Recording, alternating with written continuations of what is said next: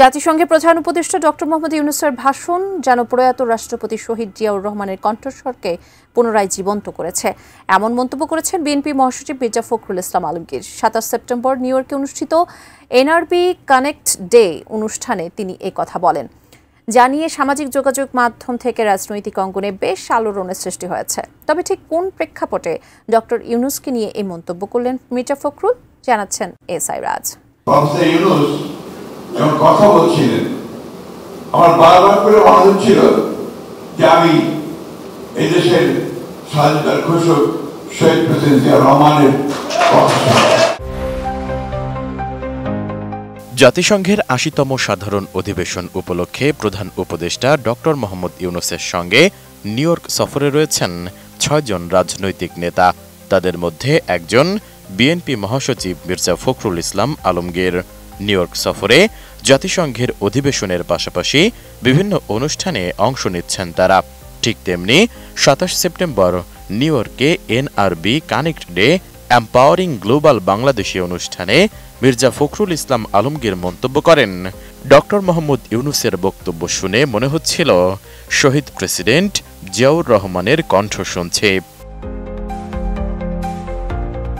মির্জা ফখরুল বলেন, গণতান্ত্রিক সমৃদ্ধ এবং দুর্নীতিমুক্ত দেশ গঠন করার যে স্বপ্ন ছিল শহীদ প্রেসিডেন্ট জিয়াউর রহমানের, তার সমস্ত কথাগুলো প্রফেসর ডক্টর মোহাম্মদ ইউনূসের কথাই বের হয়ে আসছিল।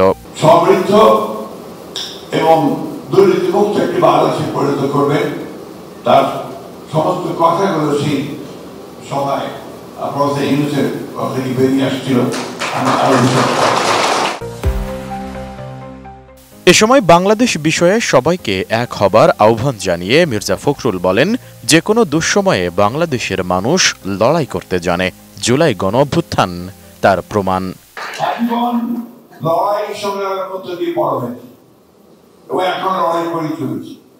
আমরা বিশ্বাস করি বাংলাদেশের মানুষ সংগ্রাম লড়াই এটাদের মজ্জাগত, যে কোনো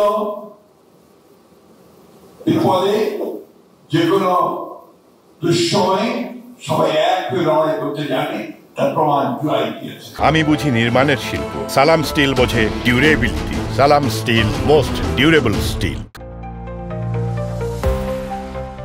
বিএনপি মহাসচিব আরও জানান, তার দল অন্তর্বর্তী সরকার গঠিত সংস্কার কমিশনগুলোর কাজে সহযোগিতা করছে। বলেন, সবার সামনে পরিষ্কার করে বলতে চাই, বিএনপি সেই কাজই করবে যাতে বাংলাদেশ ও দেশের মানুষ উপকৃত হয়। বিগত দিন আমাদের ধ্বংসস্তূপে পরিণত করতে হবে। আজকে এই structure change, political structure change commission করা হয়েছে, সংস্কার কমিশন করা হয়েছে।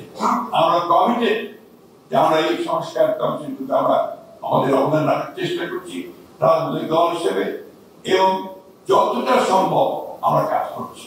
এবং এই কথা আমরা খুব স্পষ্ট করে সবার সামনে বলতে চাই, যেখানে বাংলাদেশের সবচেয়ে বেশি উপকার হবে, যেখানে বাংলাদেশি মানুষের উপকৃত হবে, সেই কাজগুলো নিঃসন্দেহে আমরা সর্বাত্মকভাবে করব বলে আমরা।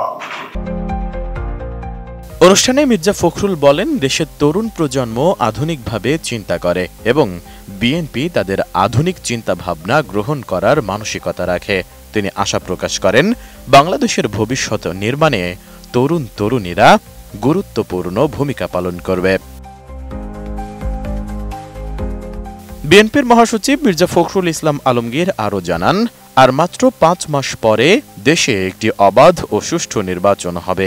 নির্বাচনের মাধ্যমে যারাই সরকার গঠন করবে, তারাও এভাবে দেশকে এগিয়ে নিতে কাজ করবে বলে আশা প্রকাশ করেন তিনি।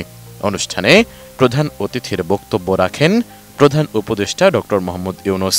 এছাড়া একে একে বক্তব্য দেন জামাতে ইসলামীর নায়েবে আমির ডাক্তার সৈয়দ আবদুল্লাহ মোহাম্মদ তাহের, এনসিপির সদস্য সচিব আখতার হোসেন সহ অন্যান্যরা। এসআই রাজ, এটিএন নিউজ, ঢাকা।